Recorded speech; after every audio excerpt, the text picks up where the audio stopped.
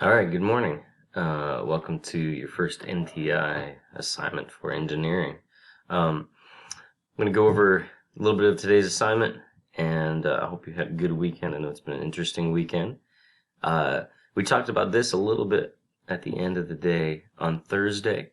So you have a task, and the task is to design a machine using at least 5 of the 6 simple machines. So you're making a compound machine. Now, on Classroom, let's start there. So on Classroom, you're going to find several things. One of the first things you're going to find up at the top of your class stream is this post that simply says, please respond with any questions. So as you're working, you are certainly welcome to email me. You can also right down here in the comment section, send a comment about the project, about the problem. The other things you're going to find 2 other posts. One is the assignment just for this first step, and that's going to be NTI number 1, task problem. The other one you're going to find is an overview of the project. So this is project 1. So let's go here for a second. When you look at your overview of the project, you're going to see all of this stuff. So things you'll find here. These 2 slideshows are going to review the 6 simple machines. They're going to review how to calculate mechanical advantage for those machines. These would be good to go back to as you get farther into your project. Today, they may not be as important. Today, you're just kind of brainstorming what sort of a problem or task can you have your machine do.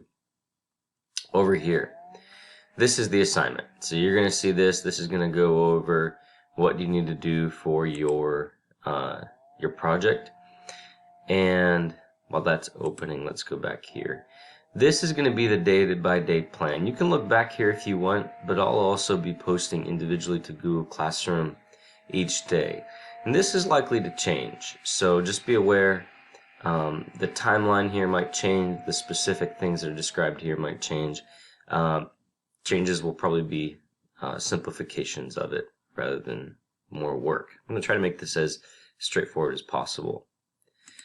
So here's the general project description, your objective, description of examples of things you might do, and then some restrictions. Now, when we were in class, just remember I described this. This is what you can do if you're going to bring this into class.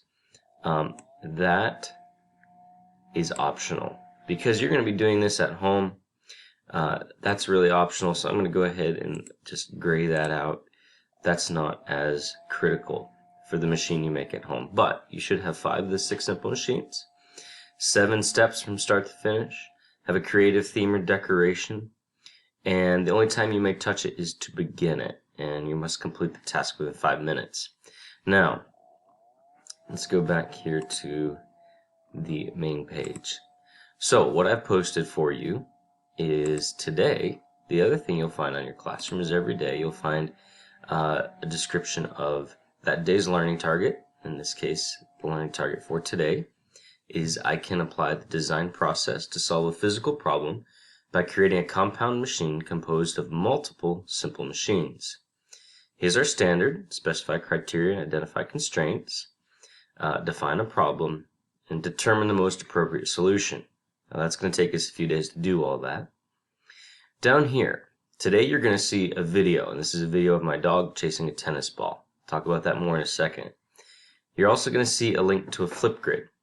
So when you respond today, you have a couple options. You can respond on this flip grid with a video of yourself describing your task for your compound machine and describing the criteria and constraints that are going to be part of your design. You could also create a Google Doc and do the exact same thing. Type out what is my task, list criteria and constraints. Okay, so when you watch this video, you'll see that my problem is our dog likes to chase tennis balls, and specifically I have 2 little girls who like to throw tennis balls for her but can't throw them very far. So I'm curious to know, can I make something that my 6 and 7-year-olds can operate that would throw them? Full disclosure, we watched Pumpkin Chunkin' yesterday. If you've ever seen Pumpkin Chunkin', it's a whole bunch of catapults and trebuchets and launchers to throw pumpkins. So, size that down. Throw a tennis ball. It's kind of what I'm thinking. All right, so let's talk about criteria, constraints, and opportunities. I'm going to switch over here to a list that I made of that to show you, and see if we can get this to be a little more visible. I think that's better. Okay, so this is just on paper. You could type this out. But so Lola's tennis ball launch. Some of the criteria. Well, we have to launch a tennis ball. Range, we'd like to get this out there to 100 feet or so, maybe farther. I need to include 5 simple machines. I'd like it to be able to be operated by a 6-year-old. And this really should have a remote release. In other words, we want to be able to stand far enough back that if it goes the wrong way, we're still safe. Constraints, materials on hand. I got to use stuff that I can find around the house or in the backyard. It's got to be safe for a 6-year-old. It needs to be portable by an adult. So they might not be able to carry it out there and set it up, but I should be able to carry it out and set it up for them. And all the parts or machines need to be interconnected. So that's just the quick list I came up with, some criteria and constraints. Probably I'll need to add to that. All right, ideas. Yes, thinking about the pumpkin chunkin machines. Also thinking about if you've ever seen someone shoot clay pigeons. They have throwers for those, and I got an idea for that I'll talk about later. I'm also thinking about a trailer winch. If you've ever watched someone crank something up onto a trailer like a boat, or there's winches with little ratchet catches, and I'm considering that might be a good way to set this up. Other things, I've got some extra bicycle inner tubes sitting around the house. They might be a good way for some elastic band energy. I've got some small pulleys. The small pulleys look a little bit like this. These are just something I found sitting at a salvage store that I shop at for building supplies a few years ago, and they're sitting around. I might use those to help. You see, they're both a double pulley, so I should be able to set up a fixed movable pulley setup, and that might help reduce the mechanical advantage so my girls can crank this up.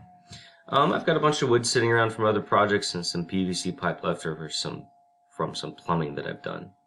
Anyways, this is my list of criteria, constraints, opportunities, and ideas.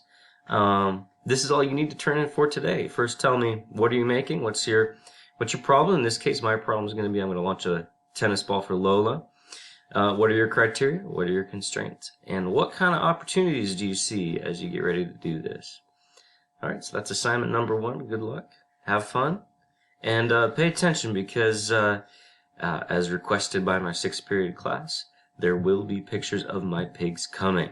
I'm not sure if I'm going to post those at Classroom, Instagram, or Twitter, but I've got a few of those that will be coming your way for those of you that really desperately want to see pictures of pigs. They're coming.